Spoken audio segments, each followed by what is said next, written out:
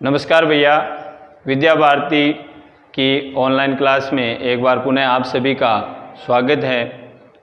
पिछले वीडियो में हमने पाठ 8 गति का अध्ययन किया था, जिसके अंतर्गत हमने दूरी, विस्थापन, गति इनके बारे में पढ़ा था।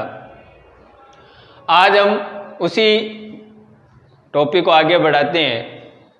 आपने गाड़ियों में, मोटरसाइकिल, कार, इन सब में देखा होगा कि एक मीटर लगा रहता है जो हमें गाड़ी द्वारा तय की गई दूरी के बारे में बताता है।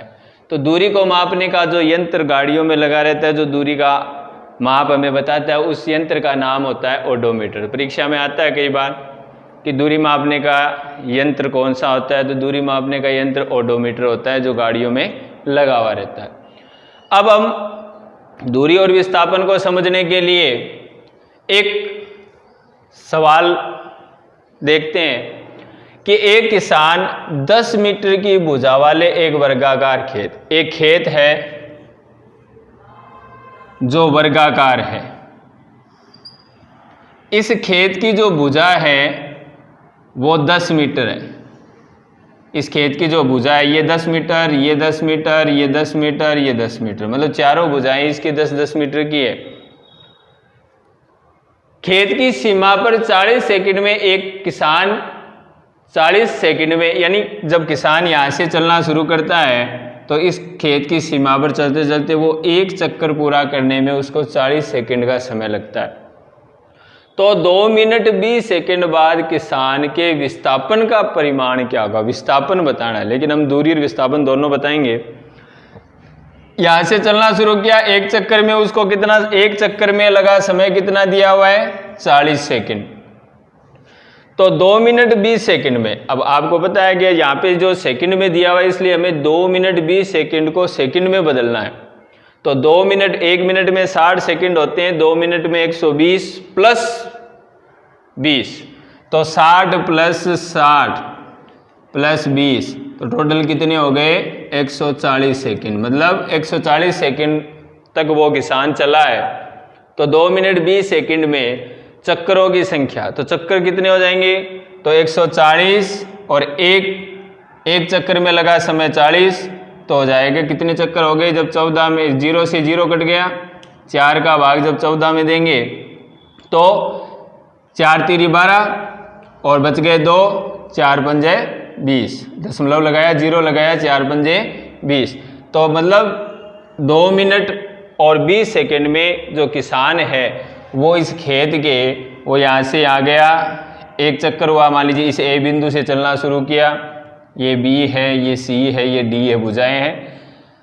तो वो ए से चलना शुरू किया, ए तक एक चक्कर, 2 चक्कर, 3 चक्कर, फिर 3.5 का मतलब वो बिंदु सी तक गया है। तो बिंदु सी पर, मतलब 3.5 चक्कर के दौरान जो किसान है उसकी स्थिति कहाँ होगी, सी बिंदु पर होगी। अब हमें सी बिंदु पर उस किसान के विस्थापन निकालना है। और विस्थापन हमने आगे पिछले टॉपिक में पढ़ा था कि विस्थापन क्या होता है, किसी भी वस्तु की प्रारंभिक और अंतिम बिंदु की लंबवत या सीधी दूरी बोलते हैं, जिसको हम सीधी दूरी। तो लंबवत सीधी दूरी कौन सी होगी, एससी। तो हमें एससी का विस्थापन ज्ञात करने के लिए हमें सीधी दूरी एससी का मान निकालना है, वो उसका विस्थापन होगा। और आपको पूछिए दूरी उसने कितनी तय की, तो एक चक्कर में 40 मीटर, 2 चक्कर में 80, 3 चक्कर में 120 और 3.5 चक्कर में 140 मीटर। तो दूरी तो उसकी है 140 मीटर। अब हमें निकालना है विस्थापन। तो विस्थापन निकालने के लिए, अब ये वर्गाकार खेत है तो ये कोण है वो 90 डिग्री का, तो हमें एससी का मान निकालना है। तो एससी है वो समकोण के सामने की भुजा होती है कर्ण। तो पाइथागोरस प्रमेय, बोधायन प्रमेय का हम उपयोग करेंगे। तो हमें एससी का मान निकालना है। तो एबी है वो 10 मीटर है, बीसी है वो भी 10 मीटर है, हमें एसी का मान निकालना है। तो किसान द्वारा विस्थापन, तो विस्थापन निकालने के लिए हम क्या करेंगे, एसी का, तो बोधायन प्रमेय निकालेंगे। बोधायन प्रमेय से तो AC स्क्वायर बराबर कर्ण स्क्वायर बराबर लंब स्क्वायर AB प्लस आधार स्क्वायर BC। तो AC स्क्वायर बराबर AB का मान 10 की स्क्वायर प्लस 10 की स्क्वायर, तो ये हो गए 10 की स्क्वायर 100, 10 की स्क्वायर 100, तो 100 प्लस 100 बराबर 200 मीटर। तो ये AC स्क्वायर का मान है। हमें निकालना है AC का मान, तो AC का मान निकालेंगे तो AC बराबर हो जाएगा 200 का अंडर रूट। तो 200 का अंडर रूट, तो 200 का जब हम अभाज्य गुणनखंड करते हैं तो 100, 50, 25, 5, 1, तो इसका अभाज्य गुणनखंड आया 2 गुणा 2 गुणा 5 गुणा 5, तो जोड़ा बन गया 2 का और 5 का, तो 5 दूनी 10 और रूट 2 बच गए तो वो अंडर रूट में रह जाएंगे। तो AC बराबर आ जाएगा 10 रूट 2 मीटर। तो विस्थापन है वो कितना आएगा 10 रूट 2 मीटर। तो ये है विस्थापन का मान। दूरी अलग होती है, विस्थापन अलग चीज़ होती है। तो ये विस्थापन का मान हमने समझा। अब हम आगे अध्ययन करते हैं गति के बारे में कि एक समान गति किसे कहते हैं, एक असमान गति किसे कहते हैं। तो एक समान गति कि जब कोई वस्तु समान समय अंतराल में समान दूरी तय करती है तो उसे हम एक समान गति कहते हैं। और असमान गति किसे कहते हैं कि जब कोई वस्तु समान समय अंतराल में असमान दूरी तय करती है तो उसकी गति को असमान गति कहते हैं। अब समान गति कब होती है, जब मार्ग छोटा हो, सीधा हो, तब समान गति होती है। वैसे सामान्यतः जो गति होती है वो असमान ही होती है, क्योंकि कई जगह पर मोड़ आते हैं, ट्रैफिक रहता है, तो वहाँ पे उसकी गति, गाड़ी की गति कभी कम होती है, कभी ज़्यादा होती है। तो ज़्यादातर जो होता है वो कौन सी गतियाँ होती है, असमान गति। समान गति और असमान गति को हम एक उदाहरण से समझते हैं कि जैसे हमने एक उदाहरण लिया है कि इसमें दो वस्तुएं हैं, एक A और एक B, दोनों दूरी तय करती है अलग अलग।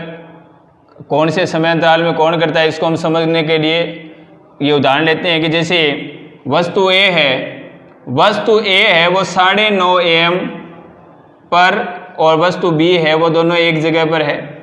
वहाँ से वो चलना शुरू करते हैं, मतलब उनके द्वारा तय कि 9:30 बजे वो 0 किलोमीटर पर है। अब 9:30 बजे से 9:45 के मध्य, मतलब 15 मिनट में जो वस्तु A है वो 10 किलोमीटर पर पहुंच जाती है। उसके द्वारा तय की गई दूरी कितनी है, 10 किलोमीटर। मतलब ये 0 से 10 यानी इसके द्वारा तय की गई दूरी है वो 10 किलोमीटर है।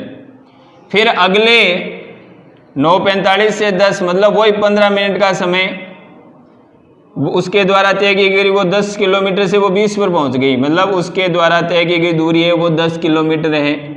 फिर अगले 15 मिनट में भी उसके द्वारा तय की गई दूरी है वो 10 किलोमीटर है। और लास्ट जो है उसके द्वारा तय की दूरी, हर 15 मिनट में उसके द्वारा तय की गई दूरी है वो 10 किलोमीटर है। तो कहने का मतलब समय समान है, समांतराल है, वो हर 15 मिनट में समान दूरी 10 मीटर, 10 किलोमीटर, 10 किलोमीटर, 10 किलोमीटर, मतलब हर समय अंतराल में जो वस्तु A है उसके द्वारा तय की गई जो दूरी है वो 10 किलोमीटर है। अब हम वस्तु B की बात करते हैं। तो वस्तु B है वो पहले 15 मिनट में 0 से 12 किलोमीटर की दूरी तय करती है। फिर अगले 15 मिनट में वो 12 से 19, मतलब 12 किलोमीटर से 19 किलोमीटर पर पहुंच जाती है। तो उसके द्वारा तय की गई 19 में से 12 गए 7 किलोमीटर दूरी तय करती है। फिर अगले 12 मिनट में वो 23 में से 19 गए 4 किलोमीटर दूरी तय करती है। और लास्ट 15 मिनट में वो 35 में से 23 गए तो उसके द्वारा तय की गई दूरी है वो 12 किलोमीटर है। तो कहने का मतलब पहले 15 मिनट में वो 12 किलोमीटर दूरी तय करता है, अगले 15 मिनट में 7 किलोमीटर दूरी तय करता है, फिर अगले 15 मिनट में 4 किलोमीटर और अंतिम 15 मिनट में 12 किलोमीटर। तो इसके द्वारा हर समान समय अंतराल में तय की गई दूरियां हैं वो क्या है, अलग अलग है। तो इससे समझ में आया होगा। तो परिभाषा क्या है कि जब कोई वस्तु समान समय अंतराल में असमान दूरी तय करती है तो उसकी गति है वो असमान गति। तो ये तो असमान गति का उदाहरण है, और ये जो हमने उदाहरण लिया है ए का, वस्तु ए की गति का, तो वो है समान गति का उदाहरण है। तो समान और असमान गतियां पूछी जाती है प्रश्न में, तो इनको समझने के लिए उदाहरण आपको बताया गया है। आगे हम पढ़ते हैं, अब हम चाल और वेग के बारे में पढ़ते हैं। चाल किसे कहते हैं? किसी भी वस्तु द्वारा एकांक समय में तय की गई दूरी चाल कहते हैं। कोई भी वस्तु एक निश्चित समय, जिसको हम एकांक समय कहते हैं, उस एकांक समय में जो तय की गई दूरी है उस वस्तु द्वारा, उसे हम चाल कहते हैं। तो चाल बराबर हो गया तय की गई दूरी बट्टा समय। जब तय की गई कुल दूरी में समय का भाग देते हैं तो हमें चाल प्राप्त होती है। तो v बराबर डी डिस्टेंस, तय की गई दूरी बट्टा टी समय। तो v बराबर हो गया d बट्टा टी। ये चाल ज्ञात करने का सूत्र है, तय की गई दूरी बट्टा समय। इसे हम केवल दूरी बट्टा समय भी लिख सकते हैं। अब चाल का मात्रक क्या होता है? तो चाल का मात्रक उसके सूत्र से ही हम ज्ञात करते हैं, d डिस्टेंस दूरी, दूरी का मात्रक होता है मीटर, बट्टा t समय का मात्रक होता है सेकंड।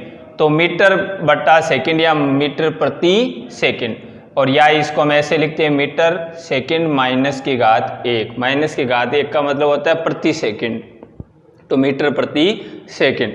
तो ये है चाल का मात्रक। अब हम बात करते हैं वेग की। चाल और वेग में अंतर क्या है? चाल है वो दूरी से रिलेटिव है, वेग जो होता है वो विस्थापन से रिलेटिव होता है, क्योंकि ये वेग जो होता है वो एक सदिश राशि है, चाल एक अदिश राशि, इसमें दिशा का ज्ञान होना आवश्यक नहीं है। और ये जो वेग होता है उसमें दिशा का ज्ञान होना जरूरी है, क्योंकि ये एक अब इसकी परिभाषा क्या होगी? एक निश्चित दिशा में वस्तु द्वारा, एक निश्चित दिशा में वस्तु द्वारा एकांक समय में तय की गई दूरी है वो वेग कहलाती है।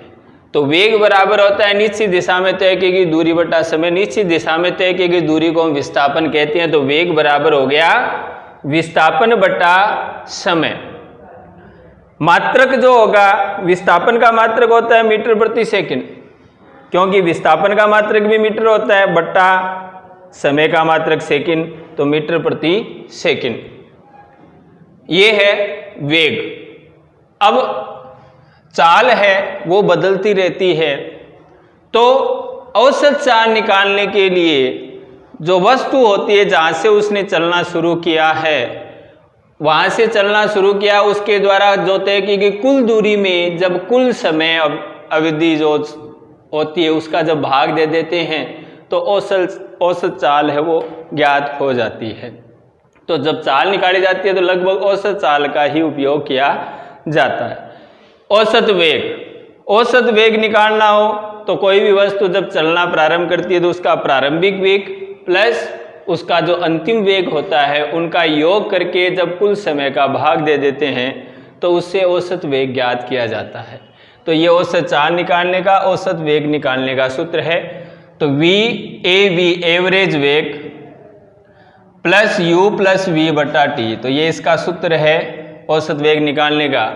अब परीक्षा में ज़्यादातर क्या होता है, परिभाषाएं कम और चाल और वेग में अंतर विशेष रूप से बहुत बार पूछा जाता है, तो उनके अंतर हमें ज्ञात होना जरूरी है। तो चाल और वेग में अंतर क्या है? चाल, पहले अंतर में हम दोनों की परिभाषाएं लिखते हैं। चाल की परिभाषा, किसी वस्तु द्वारा एकांक समय में तय की गई दूरी वस्तु की चाल कहलाती है। वेग, तो एक निश्चित दिशा में वस्तु द्वारा एकांक समय में तय की गई दूरी वेग कहलाती है। तो केवल इनमें अंतर इतना ही है कि इसमें सदिश राशि है इसलिए एक निश्चित दिशा में लगाया जाता है, बाकी परिभाषाएं दोनों सेम होती है, बस ये विस्थापन से रिलेटिव है, ये दूरी से रिलेटिव है। दूसरा अंतर, अभी हमने जब वेग और चाल के बारे में पढ़ा तो हमने पढ़ा कि चाल है वो एक अदिश राशि है, इसमें दिशा का ज्ञान होना जरूरी नहीं है, ये तय किए गए पथ पर निर्भर करती है। और जो वेग होता है वो एक सदिश राशि है, इसमें परिमाण के साथ साथ दिशा का ज्ञान होना भी जरूरी है, क्योंकि इसकी एक निश्चित दिशा में ही मापा जाता है। तीसरा है कि जो चाल होती है वो कभी भी न तो ऋणात्मक होती है न शून्य होती है, वो हमेशा धनात्मक ही होती है, कभी भी ऋणात्मक नहीं होती है और न ही शून्य होती है। वेग जो होता है वो धनात्मक भी हो सकता है, ऋणात्मक भी हो सकता है, और जो चाल होती है वो कभी शून्य नहीं होती। चाल का मान कभी शून्य नहीं होता, वेग का मान शून्य हो सकता है। और पांचवा अंतर कई बार भूल जाते हैं तो और याद रहना चाहिए कि चाल है वो चाल जो होती है हमेशा या तो वेग के बराबर होती है या वेग से बड़ी होती है, चाल कभी भी वेग से कम नहीं होता। और वेग होता है वो हमेशा चाल के बराबर या चाल से छोटी होती है। तो ये भी आप अंतर में लिख सकते हैं। इसके अलावा इनके अंतर में इनके सूत्र भी लिखे जा सकते हैं, जैसे चाल का सूत्र है वो तय की गई दूरी बटा समय, और वेग का सूत्र है वो विस्थापन बटा समय, ये भी इसके अंतर में लिखा जा सकता है। तो आज हमने चाल और वेग के बारे में पढ़ा। आगे हम इस पाठ में आगे वीडियो में त्वरण के बारे में पढ़ेंगे और ग्राफ के बारे में पढ़ेंगे, गति के 3 समीकरण पढ़ेंगे जो हम आगे पढ़ेंगे। तब तक आप इसको सही ढंग से पढ़िए, समझिए, याद कीजिए।